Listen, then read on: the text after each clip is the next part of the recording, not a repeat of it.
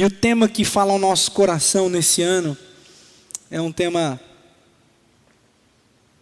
Natal PIB 2017, a esperança que traz vida. A esperança que traz vida. E por que nós precisamos falar de esperança? Porque um menino nasceu. Um filho se nos deu. E o seu nome será maravilhoso conselheiro, príncipe da paz, Deus forte, Emanuel, Deus conosco. Então nós celebramos o nascimento da esperança, a esperança da redenção da humanidade. E essa esperança, ela traz vida ao mundo. Então nesse ano, nós vamos falar de esperança. O Natal, ele precisa trazer a nós a esperança. Ele é para trazer a esperança. Todo Natal eu me pergunto a mesma coisa. Nós vamos falar de Natal de novo. Aí vai vir aquele papo. Não, Natal não é Papai Noel. Natal não é árvore de Natal. Aquelas coisas que, assim, já ficou chato. Por que a gente não curte o momento e procura absorver, e inspirar e aproveitar o momento, né? Nós da religião às vezes nos perdemos e ficamos preocupados de dizer, não foi Papai Noel que morreu na cruz. Tá certo, beleza, e o pessoal já sabe disso. Por que a gente não inspira com a vida? Por que a gente não inspira com a esperança? Então essa, a esperança que traz vida, a esperança que traz recomeços, é disso que nós vamos falar. E toda vez, como eu estava dizendo, que a gente pensa sobre o Natal, a minha pergunta é, Senhor, por que nós temos que falar do Natal? E toda vez eu me lembro do texto de Deuteronômio, capítulo 6, e ali a gente vai vendo Deus dizendo para o povo, olha, vocês se lembrem dos meus grandes feitos e contem para os filhos de vocês os meus grandes feitos, para que eles sempre se lembrem do que o Deus soberano fez por vocês e para que eles sempre guardem os meus mandamentos. Então, por que nós celebramos o Natal? E por que nós falamos do Natal todo ano? Claro, uns é para um comércio, outros é para vender mais, outros é para desencargo de consciência, de um tempo de caridade, mas nós, o povo de Deus, nós vamos ser do povo ficar dizendo, não, Natal não é isso, então Natal é o quê? Natal é tempo de nós celebrarmos o nascimento da esperança. Mas nós sabemos que não é no dia 25 de dezembro que Jesus nasceu. Os judeus não comemoravam o aniversário, então não se sabe o dia que Jesus nasceu. Tudo bem, mas por que nós não fazemos disso um momento para falarmos? Porque ele nasceu. Por que nós não focalizamos então todas as nossas energias, ao invés de sermos os chatos, sermos o povo da esperança? Falarmos de esperança. Falarmos de esperança para os nossos filhos, falarmos de esperança para as nossas famílias, evidenciarmos esse momento do quê? De que existe a possibilidade de recomeçarmos, né? E quando nós focamos nisso, a nossa vida se enche de propósito, a nossa vida se enche de motivação, para que nós nos tornemos instrumentos de Deus, como filhos e filhas de Deus que dizemos que somos. E eu convido então você a abrir comigo a sua Bíblia na carta aos Coríntios, na primeira carta aos Coríntios, no capítulo 15, nós vamos ler a partir do verso de número 54, primeira carta aos Coríntios, capítulo 15, nós vamos ler a partir do verso 54.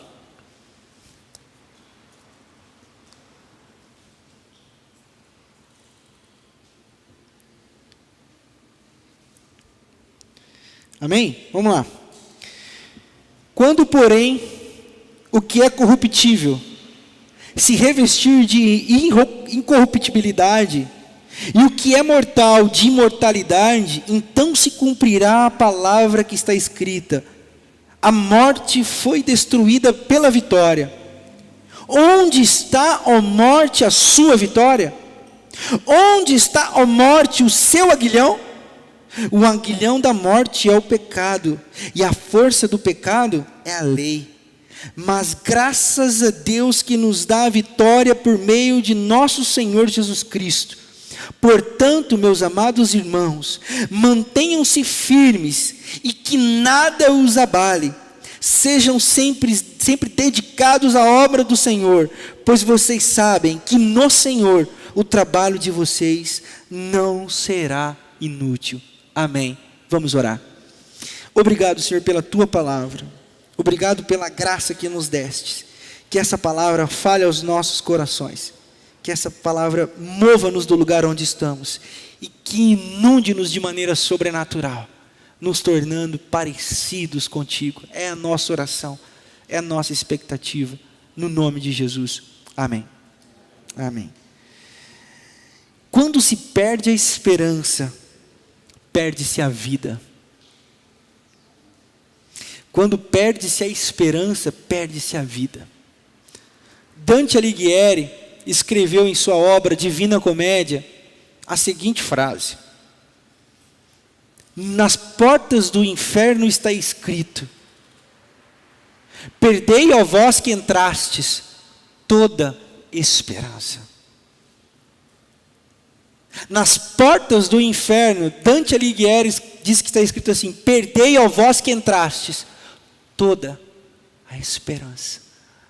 Viver sem esperança é viver no inferno. Viver sem esperança é viver no mundo onde as coisas não podem mais ser mudadas, onde o sofrimento não cessará mais,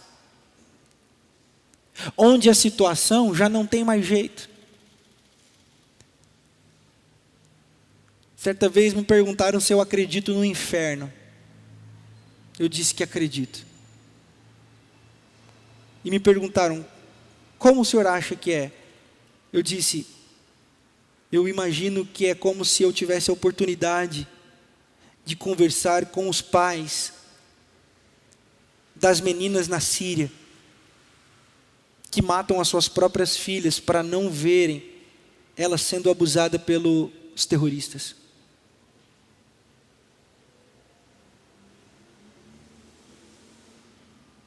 Matam as suas próprias filhas e as suas esposas, depois cometem suicídio e deixam uma carta escrita: o fiz para não ter o sofrimento de vê-las sendo abusadas pelos terroristas. Isso é o inferno. Lugar de morte. Lugar de desgraça. Lugar onde nós olhamos e dizemos: não é possível. Não dá mais. E nos tempos atuais, eu não sei se você já se permitiu assistir os jornais, eu não consigo. É só tragédia, é só sangue. Isso vai nos tirando a esperança, isso vai nos deixando séquidos. E quando nós perdemos a esperança, nós perdemos a nossa vida.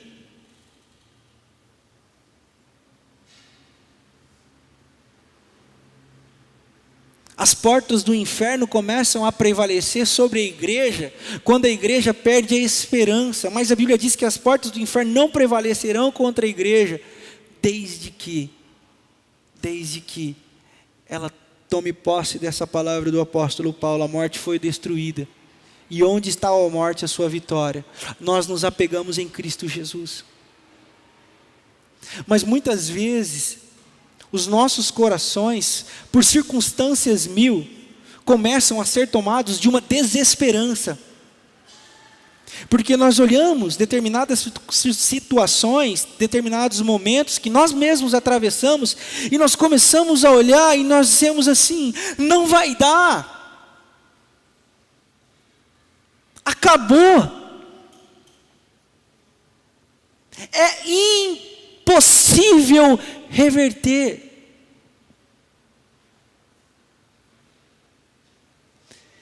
E começamos a perder a vida. Começamos a perder o motivo de acordarmos pela manhã. Começamos a perder o motivo de olharmos para as estrelas. Rubem Alves vai dizer no seu livro, perguntaram-me se acredito em Deus, na figura do mestre Benjamin, quando ele perguntado sobre esperança, e ele disse assim, e o mestre Benjamin conseguiu ver a desesperança no olhar de quem o perguntava, e mestre Benjamin disse, a esperança é como a estrela. Mas por que, mestre Benjamin?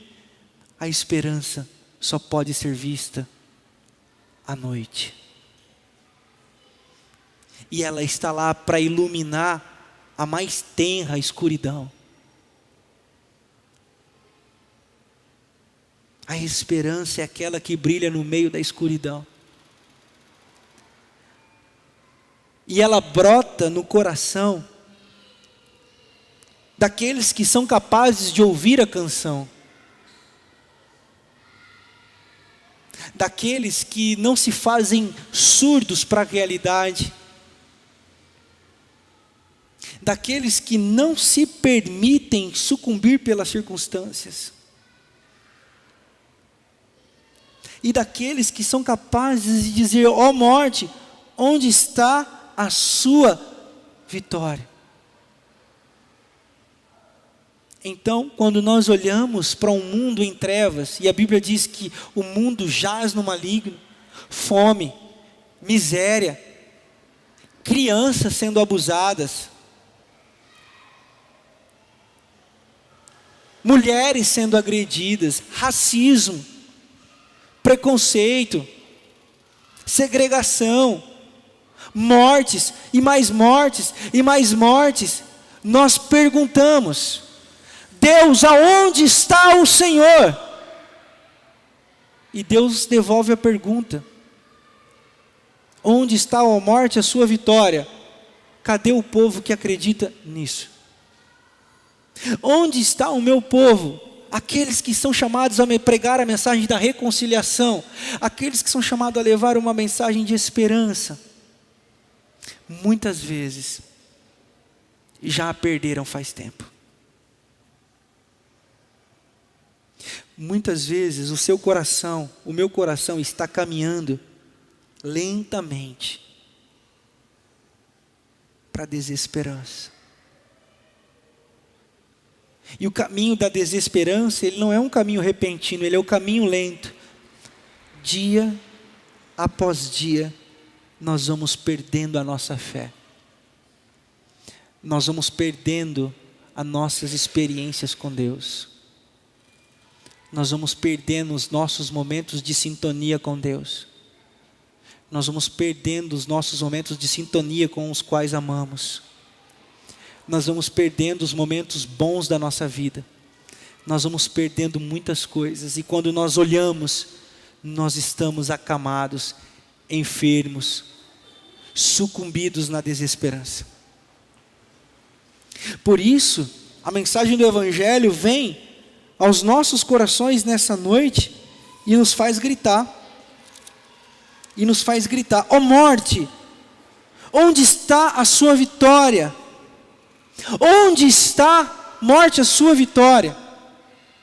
Porque aqueles que são possuídos pela esperança engravidam de sonhos. Aqueles que são possuídos pela esperança engravidam de sonhos, sonham. E os sonhos são como as estrelas, muitas vezes inalcançáveis, mas nos faz olhar para o alto, mas nos faz esperar o improvável, nos faz esperar o milagre, nos faz nos portar como o salmista no Salmo 121, no versículo 1, eleva os meus olhos para o alto, de onde virá o meu socorro? O meu Senhor está lá, Criador dos céus e da terra. Esse era um costume da época, porque na tradição que o salmista escreveu isso, nas montanhas haviam as florestas, e eles achavam que os deuses moravam nas altas florestas, e no meio das montanhas. Há quem diga que vem daí o costume de bater na madeira.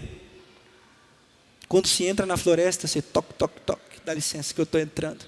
Enfim, Eu acho. Disseram que é isso, mas não sei. E o salmista diz assim: eleve meus olhos para o monte, de onde virá o socorro? O meu socorro não vem dos deuses, o meu socorro vem do Senhor, que fez os céus e a terra. Os sonhos nos fazem olhar para cima. Os sonhos nos fazem acreditar que vale a pena continuar. É o que Jeremias diz quando vê a terra devastada, quando vê o seu povo destruído. No livro de Lamentações ele diz assim: eu quero trazer à memória aquilo que me dá esperança. Ele olha o povo desolado, ele olha o povo destruído, mas ele não avalia a fidelidade de Deus, ele não avalia o povo de Deus, ele avalia o seu coração, ele avalia a vida que ele tem. Ele diz: eu quero trazer a memória. E qual a memória? A memória de Deuteronômio. Os grandes feitos do Senhor, embora os meus olhos olhem e observem a terra desolada, eu quero trazer à memória os grandes feitos de Deus, para que jamais se apague do meu coração a esperança, porque sem esperança não há vida. E uma igreja, um povo sem esperança, é um povo séquido, que não produzirá nada, que não chegará a lugar nenhum. Por isso, Natal PIB 2017, a esperança que traz vida.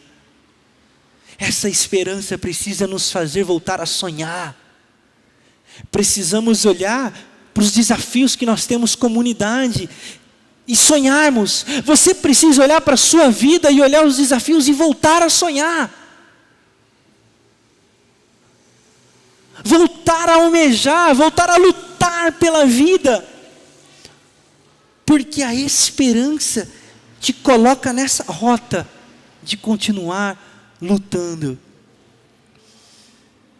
Vivemos dias tão sombrios, vivemos dias tão complicados, que muitas vezes falar de esperança é só poético. É só poético. E aqui eu quero fazer uso, novamente, já o fiz uma vez, de Mário Cortella. A esperança do verbo esperançar. Porque a esperança do verbo esperar é: pastor, vou fazer um exame amanhã, espero que dê tudo certo. Isso é a esperança do verbo esperar. A esperança do verbo esperançar não é só esperar que o resultado do exame dê positivo ou negativo. A esperança do verbo esperançar é: independentemente do resultado positivo ou negativo de câncer, eu continuarei glorificando ao meu Deus.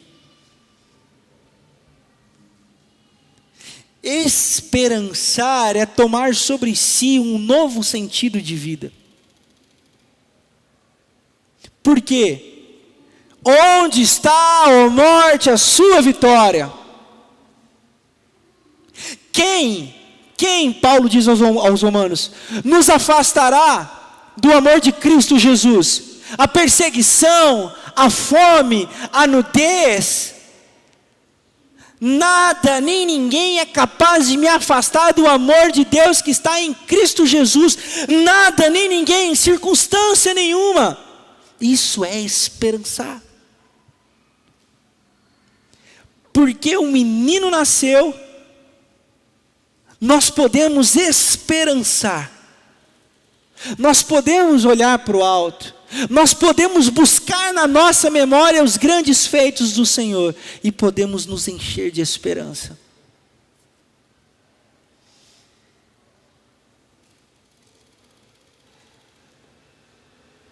Quem ouve o som da esperança, planta árvores. E eu não sou do Greenpeace, eu vou explicar. Quem ouve o som da esperança, planta árvores, mesmo sabendo que não desfrutarão de suas sombras. Mas se alegram, só de saber que as crianças farão balanço nela. Isso é esperançar. A nossa vida tem que ser de plantadores de árvores. E a nossa vida só vai ser de plantadores de árvores quando nós absorvermos e interiorizarmos esses conceitos do amor de Deus sobre nós. E dizermos para a morte, que muitas vezes chega na minha e na sua porta: toque, toque, toque, toque. Vai ficar aí deitado. Você não vai levantar. Nós vamos olhar no olho da morte e dizer: ó morte, aonde está a sua vitória? Eis que o meu Redentor vive. Eis que o meu Senhor nasceu. E é nele que está a minha esperança. E ela vai dizer assim: eu levei tudo que você tinha. Eu vou levar seu carro. Eu vou levar o seu filho, a sua filha. Eu vou levar o seu emprego, eu quero ver. E você vai dizer assim: morte, você pode me levar tudo, mas não levará o meu louvor a Deus, porque a minha esperança não está nas coisas que eu tenho. A minha esperança está no Senhor Jesus Cristo. Onde está, ó morte, a sua vitória? Você pode levar tudo, porque eu não tenho nada. O que eu tenho é Cristo, e com Ele você não pode. Essa é uma vida cheia de esperança. Leve tudo que eu tenho, mas você não levará a minha adoração a Deus. Elevo os meus olhos para o monte, que é de onde virá o socorro.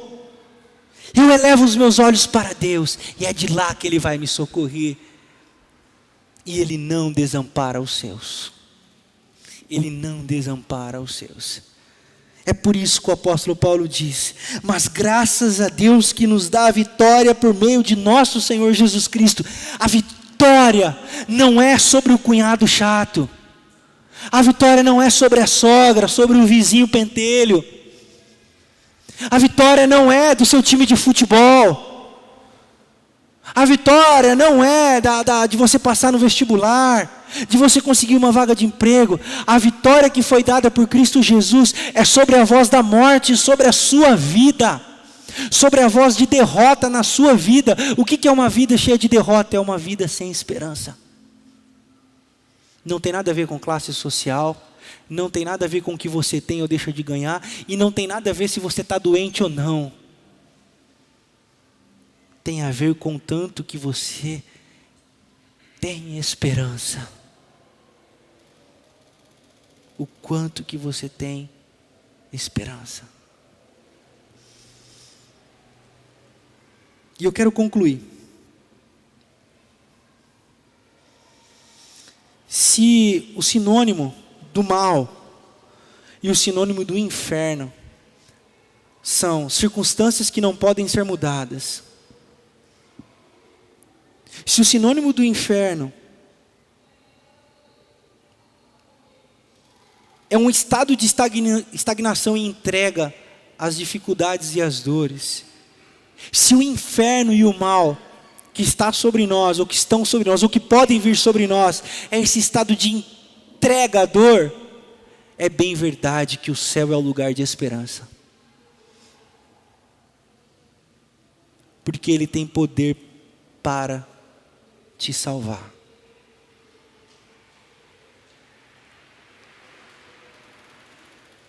Ele tem poder para salvar você.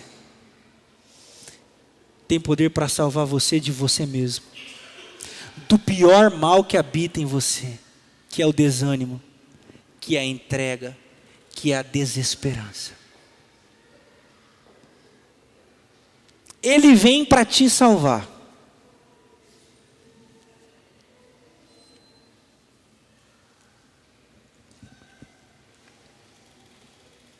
Muita atenção com o que eu vou dizer agora. Ele não vem para salvar o seu casamento. Mas é verdade que quando você é salvo, o seu casamento pode ser salvo. Ele vem para te salvar, Ele não vem para salvar o seu emprego. Mas é bem verdade que Ele tem poder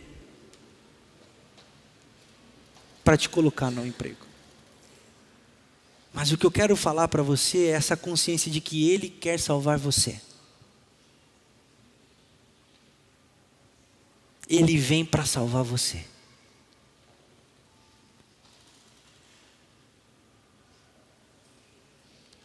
Uma nuvem de tristeza está sobre a humanidade. Sobre todos nós.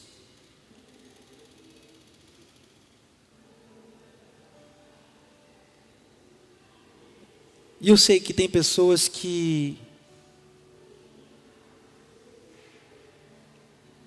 podem não conseguir cantar essa canção. Podem não conseguir fazer essa oração. Mas eu desafio você a abrir o seu coração. E mesmo que se você não consiga orar, deixe que o Espírito Santo interceda por você com gemidos inexprimíveis. Apenas se entregue. Se entregue à esperança. Deixe ela inundar você. Ele vem para te salvar. O cansado, o aflito, Ele vem para tocar.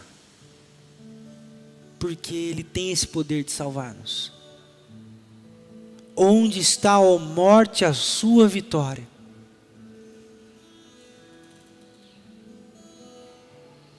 Onde estão os seus méritos e as suas glórias, ó morte? Em Cristo Jesus,